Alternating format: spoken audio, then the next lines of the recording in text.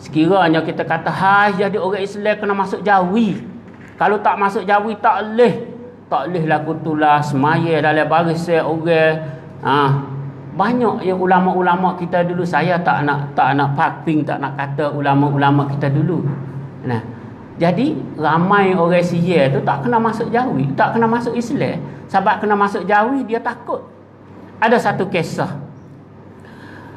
Pelajar-pelajar yang mana orang Sia dia buat kerja di negeri Arab, maka dia kata aku kena dengan akhlak-akhlak puakmu, aku nak masuk Islam. Apabila dia suka nak masuk Islam, tapi ada seorang tu dia kata aku nak masuk Islam tapi kok saya masuk jawi, aku takut nanti aku tak boleh bining. Maka pelajar tu pergi jumpa dengan seorang doktor, profesor yang mengajar di kuliah tib Kanak Peksa. Dia adalah seorang da'i. Dia kata dia ada YouTube, boleh dia tengok. Apabila kita bui YouTube, dia tengok, kata orang kerak, bukan kerak kepala betul-betul, kerak kepala orang pakai lari lebih, tak ada Islam lah ni. Jadi dia tengok YouTube tu, orang buat kulit saja di depan. Maka dia mari serah, kata aku nak masuk Islam. Kita cerita kepada universiti, maka universiti ahlan wa sahlan memberi satu mizaniyah, satu peraman supaya nak dia tu masuk Islam. Maka apabila kita pergi minta di satu hospital, yang mana hospital bukan hospital kerajaan, hospital ekacun, maka seorang itu juga sebagai panggil pelajar lama bagi universiti, kita ceritanya, dia kata tak apa, mari masuk sini free. Maka apabila 2 hari atau 3 hari saja, maka dia khatam tu dah siap, dah gapo cukup. Atau kita kena cerita macam tu, bukan kata tak masuk jawi tak boleh masuk Islam. Tak semaya 5 waktu tak boleh masuk Islam, tak puasa sebulan tak boleh masuk Islam. Itu kita ajar ya dia dulu. Atau orang panggil iqbal wal idbar, yang mana Rasulullah membawa ajaran itu. Dengan itulah, sebagai kepentingan sedang Jumaat yang dihormati sekalian, saya berwasiat sebagai kepentingan kita mempelajari sirah Rasulullah sallallahu alaihi wasallam, mempelajari sejarah Rasulullah sallallahu alaihi wasallam, ialah sejarah hidup Rasulullah sallallahu alaihi wasallam. Kita kata banyak, kita kata kita kasih kepada Rasulullah. Kenapa kita mempelajari sejarah Rasulullah, sejarah hidup Rasulullah? Supaya kita kasih dan kita mengikut. Dinamakan dengan istilah bahasa Arab, dia kata itba', mengikut. Kita nak kata kita itba' Rasulullah, bagaimana kita tidak tahu, tidak menghayati hidup Rasulullah macam mana? Bagaimana kita nak menjadi seorang itba', mengikut Rasulullah? Bagaimana kita kata kita nak kasih kepada Rasulullah? Bagaimana kita nak kasih kepada dakwah Islam? Bagaimana kita nak kasih kepada kerajaan Islam? Kadang-kadang kata, aku tak nak kerja Islam, stas-stas duit. Stas-stas duit 50 kok, stas 1 kok, stas 1000, stas-stas duit. Kalau kita tidak menghayati sejarah hidup Rasulullah dan sejarah hidup para sahabat, kita kedekut. Nak duit 100 kok ke orang miskin pun susah. Sebab itulah kita kena mempelajari sirah, cara hidup Rasulullah dan cara hidup para sahabat-sahabat, supaya kita mengetahui apakah dia rahsia. Apakah dia rahsia? Kalau kita dengar cerita Uthman bin Affan, ada satu kali Aisyah puji dia. Dia kata, Allah membawa dagingnya daripada Syam, Allah hingga sampai ribut, hingga sampai kabuk, aku tak nampak unta-unta. Puji lagu tu ya. Uthman kata, mana ahli Uhud? Mana ahli Uhud? Orang yang mati tu syahid tu tak apa dah, orang yang ada lagi. Mana ahli Badar? Dan mana isteri-isteri Rasulullah? Semua harta ni yang aku bawa laba daripada Syam, bagi kepada kamu. Kalau kita tanya apa arti Uthman, semua habis semua, tak ada sekup buat dia. Mana kata dia dah faham. Kalaulah kita nak faham semacam Uthman, walaupun kita 10% daripada Uthman pun tak apa dah. Belajarlah kita sejarah hidup Rasulullah sebagai satu ajaran yang mana Al-Quran dan hadis dan sirah Rasulullah sallallahu alaihi wasallam. Kadang-kadang banyak orang kata Ustaz Yusof tak apa, dia duk ngajar sirah, dia nak bawa orang ikut sirah. Tak. Sirah adalah penting. Sirah adalah penting untuk membawa manusia di segi tawadhu', di segi apa-apa saja, di segi akhlak, ialah dengan sirah lah boleh membawa. Di segi memahami syariat. Kalau kita kata Abu Hanifah, masa dulu Abu Hanifah, sebelum daripada Abu Hanifah, banyak orang-orang yang faham di segi perniagaan takut nak nega, takut masuk dalam riba. Banyak orang faham di segi ilmuwan takut nak pinjam duit, tak ada tempat pinjam duit. Berlaku pada masa Abu Hanifah. Ada seorang belajar di Baghdad. Dia belajar di segi teori bagaimana kita nak mengubah orang tubuh panah ni. Maka dia cari, dia ada satu virus, satu kuman yang membawa orang jadi tubuh panah demi. Maka tak aku ni belajar banyak tahun dah, nak ambil duit mana, orang tua aku tak ada duit. Dia nak apa? Dia nak hang lab, hang tadlah. Maka dipetuai oleh Abu Hanifah. Abu Hanifah kata, pasti kita kena membuat satu kontun supaya mereka pelajar-pelajar ni yang ada teori lagu ni maminya selama dia buat tolong, apabila dia boleh ubat, maka dia boleh jual wicikan, karbonkan ubat tu kepada mana-mana jihad yang untuk nak buat perniagaan. Maka dibeli. Apabila 2-3 tahun budak itu mencari kuman boleh, maka dibeli. Apabila dibeli, budak tu dibayar berganda-ganda. Saya tak ingat 5 kali ganda daripada duit dia hutang dengan kontun tadi tu yang dibuat oleh Abu Hanifah. Maka budak tu ada duit, jadi orang kaya. Apabila jadi orang kaya, budak tu apabila dia nak pergi buat lab, satu lab hot lain lagi, maka dengan sendiri sahabat dia dah ada duit. Dan banyak lagi ahli-ahli perniagaan. Sesak aku ni sahabat aku getiham nega dulu, aku duk nega dengan tokai aku, modal tak ada nak nega. Modal tak ada nak nega. Abu Hanifah kata ni daripada kontun ni. Aku faham daripada satu ayat, saya tak ingat ayat yang membawa. Aku faham daripada satu benda yang berlaku semasa Rasulullah sallallahu alaihi wasallam. Tapi saya tak ingat benda yang berlaku itu apa dia. Itu makna kata kalaulah kita mempelajari sirah Rasulullah, cara hidup sahabat, maka kita boleh membawa ummah kita kepada jalan yang lebih baik. Kalaulah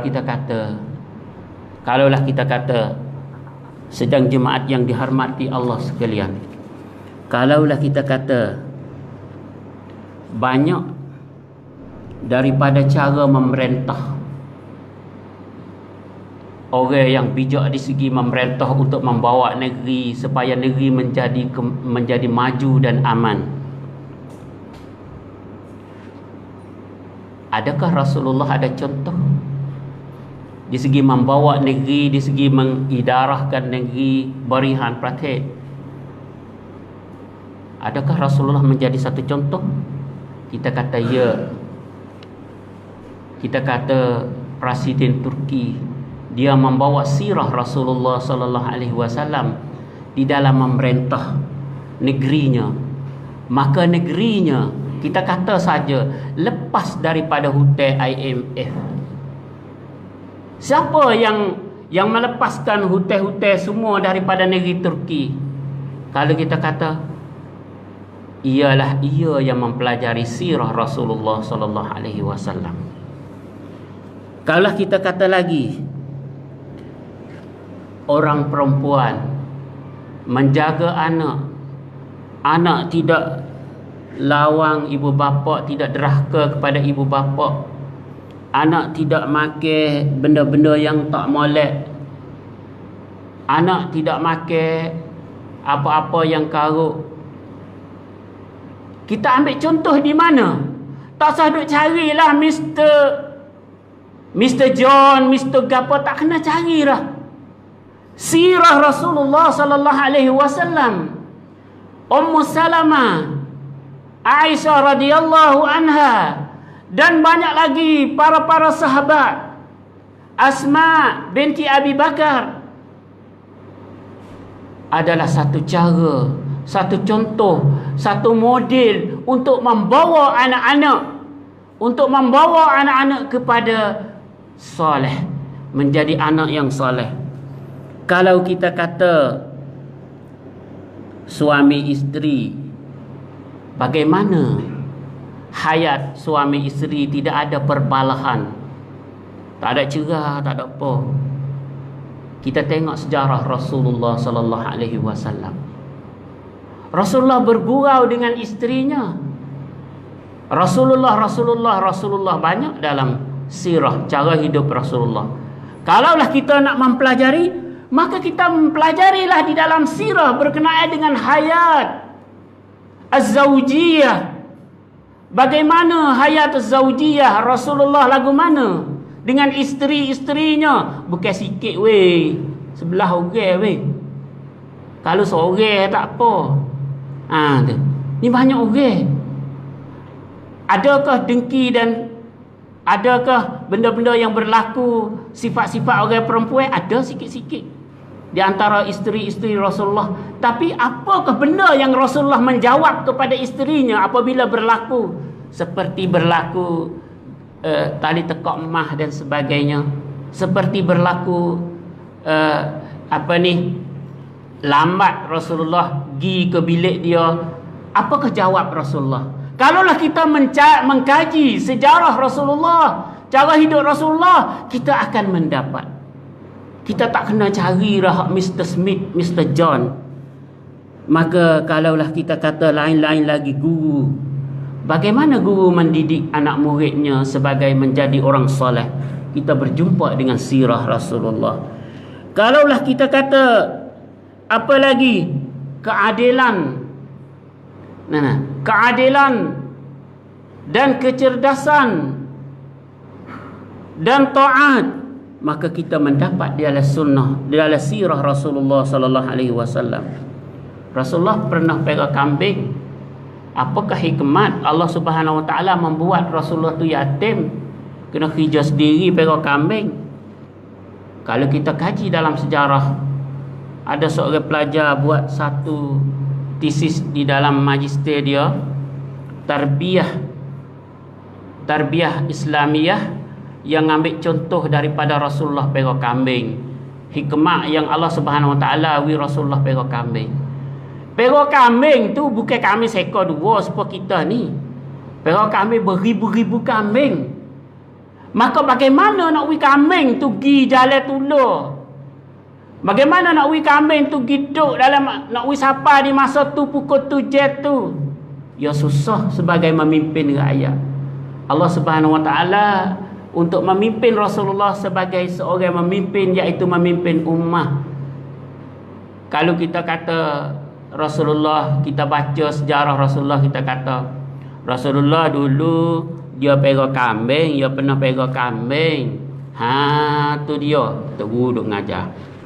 Pegang kambing Rasulullah, dia pegang kambing lagu tu. Tak, kita kena kaji pegang kambing Rasulullah tu apa arti yang Allah Subhanahu wa taala membawa, hikmah apa.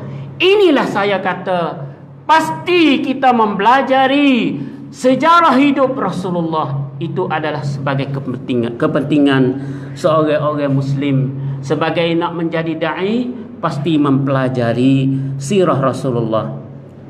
Rasulullah kasih kepada orang miskin. Rasulullah kasih orang yang lain daripada agama Islam. Rasulullah memberi kepada anak yatim. Rasulullah memberi sokongan kepada anak yatim sebab untuk nak tatbik, nak amal dengan satu ayat, wa yut'imuna at-ta'am ada dalam satu surah sebagai bermaksud, iaitu orang yang untuk nak mendapat hasilan keredaan Allah Subhanahu wa taala ialah dia beri makan kepada anak yatim, dan dia sokong kepada orang miskin, dan banyak-banyak lagi yang Rasulullah dapat menyudutkan daripada ayat. Apabila ayat turun, maka dia beramal. Dan di dalam ayat-ayat itu dia ada sebab nuzul. Sebab apa boleh menurun ayat itu? Maka Rasulullah, lagu mana Rasulullah tatbik setelah ayat itu turun? Itu pasti kita kena belajar daripada sirah Rasulullah sallallahu alaihi wasallam. Dan sedang jemaat yang dihormati Allah sekalian, kita pasti kena berada dengan sejarah Rasulullah sallallahu alaihi wasallam atau sejarah hidup Rasulullah sallallahu alaihi wasallam. Dengan secara ringkasnya ialah untuk kita mencari kekasih kepada Allah dan kekasih kepada Rasul. In kuntum tuhibbuna Allah fattabi'uni, sebagai yang bermaksud daripada ayat, sekiranya kamu kasih kepada Allah, hendaklah kamu turut aku. Itu adalah satu khalasah daripada khutbah kita pada hari ini. Innallaha wa malaikatahu yusalluna 'alan nabi ya ayyuhalladzina amanu salluna 'alaihi wa sallimu taslima. Allahumma salli wa sallim ala nabiyyina wa habibina. Barakallahu li wa lakum fil Qur'anil azim wa nafa'ni wa iyyakum bil ayati waz zikril hakim wa taqabbala minni wa minkum tilawatahu innahu huwas samiul alim.